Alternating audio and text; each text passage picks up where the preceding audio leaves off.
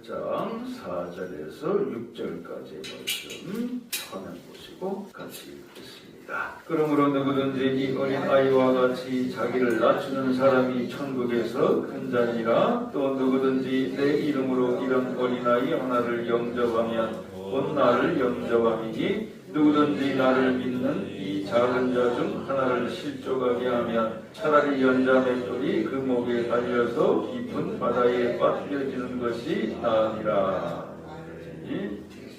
사랑의 주님, 은혜를 감사합니다. 이 시간 주님의 말씀으로 저희들 나눔 갖기 원합니다. 하늘 만나로 베풀어 주옵소서. 메추라기 때처럼 우리 안에 은혜의 풍성함이 채워지게 하여 주옵소서. 주님의 권능의 말씀으로 인하여서 우리 영혼이 소성케 되게 하여 주옵시고 육신의 약함도 강하게 붙들어 주셔서 주님 오시는 그때까지, 우리가 주님 앞에 나아가는 그때까지 영과 혼과 육이 온전히 보존되게 하여 주옵소서. 예수님 이름으로 기도하옵나이다. 아멘. 네, 오늘 말씀의 제목은 예수님과 어린이입니다. 성경에 보면은 하나님의 소유권이 있어요. 뭐냐면 어린이가 누구의 것인가? 야곱이나 에서나 삼손이나 솔로몬이나 또 모세나 예레미야 출생할 때의 성경 말씀들을 찾아보시면은 전부 뭐라고 되어 있냐면 복중에 있을 때부터 다 성별하셨다고 되어 있습니다. 복중에 있을 때. 이건 부모라도 알 수 없는 거죠, 당연히. 그런데 하나님께서는 벌써 다 계획을 해 놓으시고 그렇게 지으셨다고 하는 것을 말씀하고 있는 거예요. 부모의 어린아이에 대한 권리를 친권이라고 세상에서는 이야기하는데, 그런데 하나님의 소유권은 그 친권보다도 더 큰 것입니다. 그래서 에스겔서 29장 3절에 보면 교만한 애국의 왕 바로가 뭐라고 외치냐면 이 나일강은 내 거라고 외칠 때 하나님께서는 예레미야 선지자를 애국으로까지 보내주셔가지고 뭐라고 선포하게 하냐면 바로 왕 너는 나일강의 악어와 같다. 그렇게 를 조롱하는 그런 내용을 선포하게 하신 것을 볼 수 있어요. 소유권자 대신 하나님께서는 바로 자녀들을 돌보십니다. 같이 선포합시다. 하나님께서는 사랑하는 내 자녀를 친히 돌보신다. 걱정 너무 많이 안 하셔도 돼요. 저도 예전에 걱정 좀 하는 편이었는데 요새 안 합니다. 왜 안 하냐? 예전에 어떤 어르신이 그러시더라고요. 자식처럼 마음대로 안 되는 게 없다는 거예요. 당연합니다, 사실. 왜 마음대로 안 되는 줄 아십니까? 그 자녀는 하나님의 자녀이기 때문에 그런 겁니다. 하나님이 키워주시는 거기 때문에 내 생각하고 다르게 자랄 수 있습니다. 얼마든지 그렇습니다. 얼마든지. 아이들은 때 되면 다 크는 것 같아요. 그래서 창세기 21장 17절에 보면요, 본래 아브라함이 계획했던 그런 하나님이 계획했던 아들이 아니었어요. 이스마엘은. 부부간에 궁리하다가 하나님께서는 이제 안 주시나 보다 하고, 그렇다고 해서 하나님을 안 믿는 건 아니었는데 자기들 생각에 암만 생각해도 이제 불가능할 것 같았던 그런 일이니까 이제 인간적인 수단을 최후로 택했는데, 그 사이에서 하갈이라고 하는 몸종에게서 이스마엘이 태어나게 된 거죠. 그렇다고 해서 아브라함이 실수한 것이긴 하지만 하나님께서 그러면 저를 없이 하신 게 아니고, 그도 언약 밖의 아이인데도 우는 소리를 들으시고 그 어머니도 살리고 그 아이도 살려주신 거죠. 그 다음에 저가 장성하기까지, 광야에서 활 쏘는 자가 되기까지 함께 하실 것도 하나님께서 약속을 하셨어요. 그때가 언제냐? 바로 하갈이 두 번째로 가출했을 때입니다. 절망적이던 그 못된 성품의 하갈도 하나님께서 소망을 주셔가지고 장성할 때까지니까, 장성한 이후에는 말할 수 없이 저를 또 크게 세워주신 겁니다. 그래서요, 야곱의 후손들, 이스라엘 후손들이 12지파잖아요. 근데 나중에 보면 아시지만 본래 12지파는 이스마엘이 더 먼저 이루었어요. 이스마엘도 12아들이 있습니다. 12아들. 먼저 번성해 나갔어요. 그래서 아이의 생명과 부모의 생명이 결탁되어 있다고 하는 것을 창세기 44장 30절에 보면은 유다가 요셉에게 탄원을 하잖아요. 그게 뭐냐 하면은 이 친권보다도 하나님의 소유권이 더 크다고 하는 것을 우리에게 가르쳐주고 있는 겁니다. 이사야서 43장 1절 후반절에 우리 같이 선포합시다. 너는 두려워 말라. 내가 너를 구속하였고 내가 너를 지명하여 불렀나니 너는 내 것이라. 그래서 하나님의 소유된 바 되기 때문에 우리는 빼앗기지 않는다는 뜻입니다. 우리 영혼을 함부로 악한 영들에게 빼앗기지 않게 보호해 주신다는 말씀을 하고 계시다고 하는 겁니다. 성경에 보면 어른들의 다른 역할에 대해서 나와 있어요. 구약에는 어떤 식으로 나와 있냐면은 아이가 출생하면 잔치, 할례를 통해 가지고 성별시켜서 하나님께 영광을 돌리도록 그렇게 해놓았죠.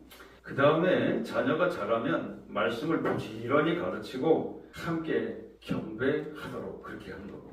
실제로 그 시간이 자녀들과 함께 하나님 앞에 나와서 예배드리는 시간이 인생에서 가장 행복한 시간이 되게 하나님께서는 만드신 거죠. 신약에서는요, 예수님께서 어린 아이들을 용납하고 금하지 말라고 그랬어요. 어린 아이들이 예수님 앞에 장난 삼아서 보니까 예수님께서 안수해 주시고 병 낫게 하시고 그걸 아이들이 보니까 너무도 신기했어요. 자기들도 해달라고 막 순전한 마음으로 나올 때 제자들이 뱀장사도 아닌데 아이들은 가라 그랬단 말이에요. 예수님께서는 분노하셨다고 되어 있어요. 아이들이 내게 오는 걸 막지 말라는 거예요. 그게 용납하라는 뜻입니다. 금하지 말라고 말씀하셨어요. 그리고 더 놀라운 말씀을 하시는데 천국이 이런 아이들의 것이라는 거예요. 천국이. 어린 아이들처럼 너희들이 낮추지 않으면, 순전하지 않으면 들어갈 생각도 하지 말래요. 아주 주님께서 말씀하신 천국에 들어가는 충격적인 기준입니다. 이게 천국에 똑똑해야 들어갈 수 있는 것만 같았는데 그런 게 아니다 그 말이죠. 누구든지 내 이름으로 이런 어린아이 하나를 영접하면 곧 나를 영접하며 나를 보내신 이를 영접함이니라 그랬어요. 여기서 영접한다고 하는 것은 글자 그대로 말하면 환영한다는 뜻인데 좀 더 정확하게는요, 어린 아이를 대하는 진지한 자세를 말하는 거거든요. 어린아이한테. 그래서 우리가 흔히 인격적이라고 하는 말을 쓰지만 아이한테도 가능하면 존중하는 뜻에서 존댓말을 써주는 게 좋습니다. 그 다음에 더 충격적인 말씀을 하시는데 뭐냐면 이 어린아이 하나를 실족하게 하면은 연자 맷돌이 목에 달려 깊은 바다에 빠뜨려지는 것이 나을 거라고 말씀을 하셨어요. 그 정도까지인가 했는데 예수님께서는 분명히 그렇게 말씀을 하신 겁니다. 이 우리나라 순교지에 가보면요, 이게 실제로 사용됐더라고요. 연자 맷돌을 저기 남쪽에 가시면은 우리나라 순교지가 있거든요. 저도 그때 보고 상당히 충격을 받았습니다. 보니까 그때 순교당했던 그리스도인들 공산군들한테 어떻게 순교당했냐면 연자 맷돌을 목에다가 매달아가지고 바다에서 빠뜨렸어요. 빠뜨렸는데 이제 시신은 온데간데 없고 바다에 빠뜨려진 그 연자 맷돌을 이렇게 다시 인양을 해가지고 전시를 이렇게 해놨더라고요. 그걸 도저히 나올 수 없죠. 목에다가 그걸 매달았는데. 그 연자 맷돌이라고 하는 것은 그냥 일반 가정용 무슨 그 콩물을 짤 때 그 정도 수준이 아니잖아요. 짐승이 돌리는 거잖아요. 원래 큰 거잖아요. 예수님께서는 그렇게까지 말씀하셨어요. 누가복음 9장 48절에도 보면 의인의 기준이 다른 데 있지 않고 가장 작은 그 사람한테 한 거, 그게 의인의 기준이라고 했어요. 그러니까 우리는 하나님의 말씀을 보기만 해서는 안 되고요.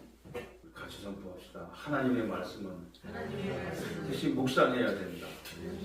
반드시 묵상해야 돼요. 네, 그걸 보기만 하고 지나가시면요, 내게 해가 득이 될 게 없습니다. 늘 묵상을 하셔야 되는 겁니다. 기도도 말씀을 의지해서 기도를 할 생각을 해야지 자기 생각 가지고 막 그 기도가 아닙니다. 그거는. 네? 성령의 감동을 받는 기도, 하나님의 말씀에 의지하는 기도래야 그래야 기도의 능력이 있게 되는 겁니다. 그래서요, 묵상을 꼭 그렇게 해야 됩니까? 꼭 해야 되는 이유가 뭐냐 하면 묵상을 반드시 해야 내 생각하고 주님 생각하고 내 기준하고 주님 기준하고 다르구나 하는 것을 대조해 보게 되기 때문에 그런 겁니다. 그러니까 내 생각이 난 그래도 내 생각이 옳은 것 같아. 성경 말씀보다. 그러니까 아직까지 변화의 조짐이 없는 겁니다. 내 생각이 주님 생각으로 바뀌어야 지금 변화의 조짐이 일어나는 겁니다. 그리고 주님께서 하신 깊은 뜻을 우리가 헤아릴 수 있으면 보다 좋은 하나님의 자녀가 되는 겁니다. 효자는 또 효녀는요, 누가 효자고 효녀냐? 부모님과 친밀한 사람입니다. 뭘 많이 가진 사람이 아니에요. 부모님과 친밀하고 부모님의 마음을 헤아릴 수 있는 자녀가 효자고 효녀인 것처럼 우리도 마찬가지입니다. 주님의 말씀을 잘 묵상해서 그 말씀이 오늘 나를 바로 가르치시고 바른 길로 인도해 주시는 말씀이라고 확신하는 은혜를 누리게 되면 그러면 우리의 믿음은 좀 더 좋아진 것입니다. 주님과 더 그래서 좋은 거 뭐 있습니까? 우리 같이 선포합시다. 주님과 가까이 사귈 수 있다. 주님과 가까이 사귈 수가 있다.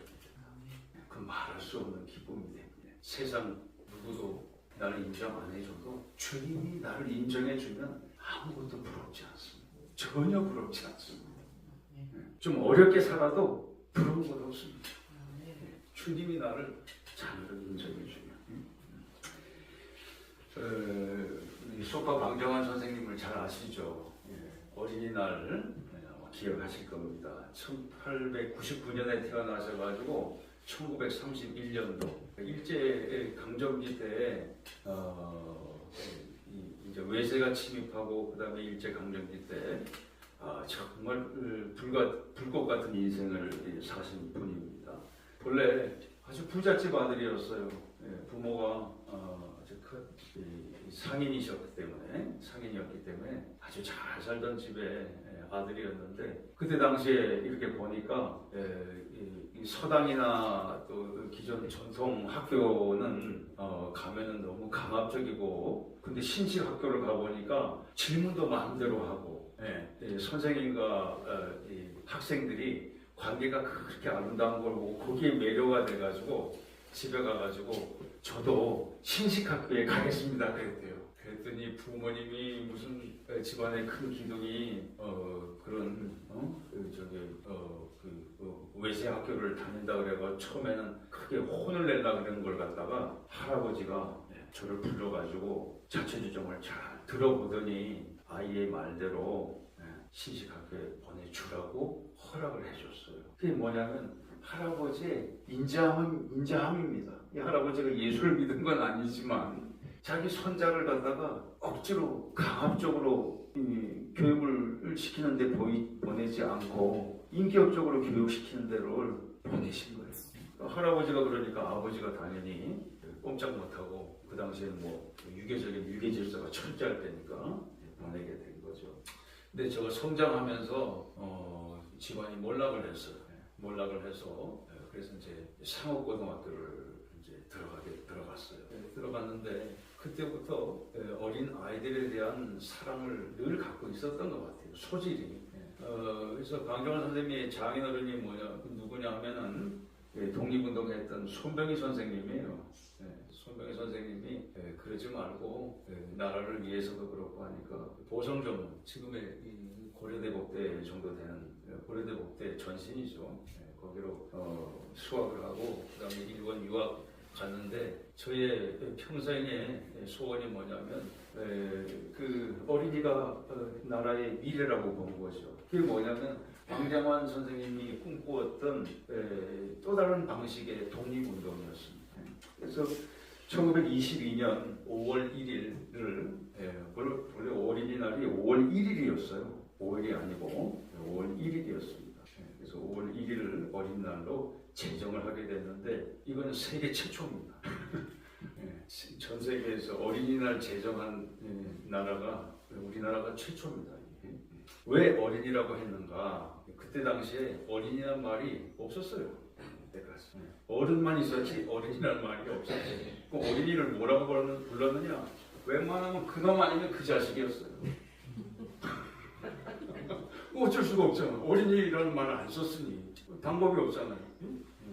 어린이라고 제정을 하고 난 다음부터 얼마나 듣기도 좋아요. 네, 이분이 예수님은 믿지 않았어요. 안타깝게도. 그 손병희 선생이 원래 천도교인이잖아요. 저의 마지막 유언이 31살에 돌아가시면서 유언이 뭐냐면은 밖에 검은 말들이 모는 검은 마차가 왔다고 그랬거든요. 검은 말들이 모는 검은 마차가 왔으니 내 아이들을 부탁한다고 하시지 않고 어린 아이들을 부탁한다고 그렇게 돼 있어요. 그래서 어린이 섬김이라고 하는 것은 천국의 통로라고 할 수 있습니다. 예수님도 큰 양이 아니고 어린 양이에요. 그렇죠. 순수한 희생 제물 되신 거죠. 순수한 희생 제물. 그래서 이게 이 세 가지가 성경을 통틀어서 다 정리를 해놓은 겁니다. 성도님께서 바쁘시니까 뭐 정리할 시간이 어디 있어요? 제가 정리해서 드려야죠. 첫 번째가 뭐냐면 우리 같이 선포합시다. 예수님처럼 영접하라. 첫 번째는 예수님처럼 영접해야 되는 겁니다. 어린이 같은 순전한 신령이 천국의 주인이니까. 이 세상에서는 우리가 순진할수록 손해 보잖아요. 네? 그런데 천국에 들어가려면 순진할수록 좋아요. 그 다음에 두 번째는 뭐냐면은 우리 같이 선포합시다. 모범이 되라. 모범이 되는 겁니다. 모범이라고 해서 뭐 큰 게 아니에요. 예배드리는 모범을 보이는 거. 주님의 말씀을 잘 듣는 모범을 보이는 거. 또 들은 말씀을 가지고 나누는 모범을 보이는 겁니다. 그 다음에 주의할 것은 어른들이 자녀들에게 또 아이들에게 주의할 것은 딱 한 가지밖에 없어요. 같이 선포하겠습니다. 노엽게 하지 말라. 노엽게만 안 하면 성공해. 왜냐하면 성장할 때는 부모님이 자기하고 생각이 다를 때가 많거든요. 실제로 설문조사를 해보니까 우리나라에서는 중학교 1학년 정도면 자기가 부모보다 낫다고 생각한대요. 1학년 정도면 속으로 말은 못하지만 부모님이 나보다 못하구나 이렇게 느낀다는 거예요. 그 시기가 중학교 1학년이라는 거예요. 근데 왜 노엽게 하지 말라고 하냐면은 아이들은 잘못했다가도 금방 뉘우치고 돌아올 수 있는 여유를 줘야 된다는 뜻이에요. 어른들은 설사 자기가 틀려도 잘 안 돌아와요. 끝까지 자기가 옳다고 여기는 경우가 많아요. 근데 아이들은 금방 깨닫습니다. 노엽게 하지 말라. 낙심하지 말도록. 그게 노엽게 하지 말라는 말은 에베소서 6장 4절과 골로새서 3장 21절 딱 여기 두 군데 나오거든요. 근데 에베소하고 골로새는 자매교회예요. 에베소의 자매교회가 골로새 교회입니다. 그러니까 가정에 대한 뭐 훈육 이런 게 거의 비슷하게 나왔어요. 왜냐하면 생활권이 비슷하니까. 어린이 없이는 미래도 없다 그겁니다. 그래서 어린이를 섬기는 것은 성경적으로 보면 큰 섬김에 속해요. 성경께서 미래를 바라보는 지혜로운 섬김으로 큰 믿음을 이루시기를 주님의 이름으로 축원합니다.